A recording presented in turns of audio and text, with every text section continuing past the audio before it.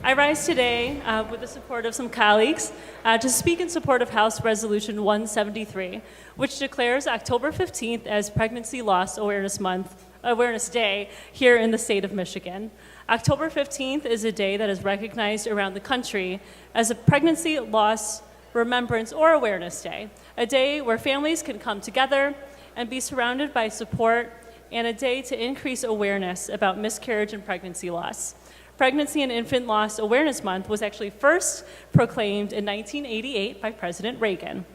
According to the Mayo Clinic, about 10 to 20% of known pregnancies end in miscarriage, and stillbirth affects about 1% of pregnancies in the United States.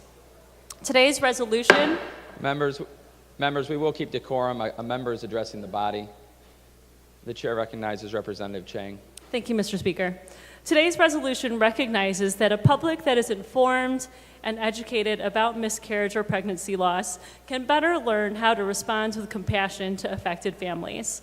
Professionals who come into contact with families who have suffered miscarriage or pregnancy loss, such as physicians, clergy, emergency medical technicians, funeral directors, police officers, public health nurses, and others can better serve families if they have better knowledge about miscarriage or pregnancy loss. In late April of this year, I was 6 or 7 weeks pregnant and had just set up my first prenatal appointment of the pregnancy.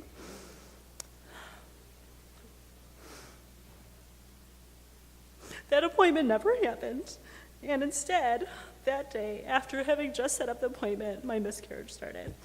I will never forget that feeling.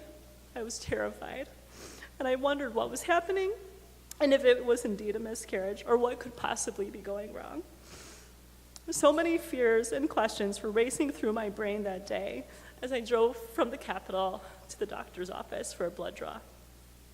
In the days following, it was clear that it was absolutely a miscarriage. I found support in my husband, my parents, and a few friends during that time. And I am grateful that my doctor's office has such great nurses who also helped me through that time with their warmth and their reassurance. Until I experienced it myself, I honestly had no idea how common miscarriage is. I found a sort of fellowship with friends that I knew had had miscarriages and also read a number of articles and blogs.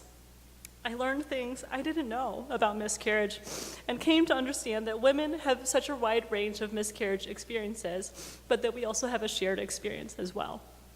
Being able to read, share, and learn was helpful for me to gain clarity and closure, and I believe that increasing awareness and providing more space for women and their families to talk openly about their experiences is critical.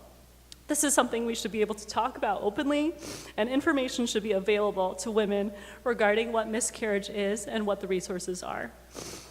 Pregnancy Loss Awareness Day was created to recognize the grief of the families, to recognize the pregnancies lost, and to increase awareness about miscarriage and pregnancy loss. I truly hope that this day will help to heal and comfort some families in a time of pain and heartache, and give them hope for the future, and also help women and families process their own experience. Colleagues, I ask for your support for this resolution, and it is available on the electronic system for co-sponsorship. Thank you, Mr. Speaker. Thank you, Representative. The question before the House is the adoption of House Resolution 173. All those in favor of the resolution will say aye. Aye. Opposed will say nay. The resolution is adopted.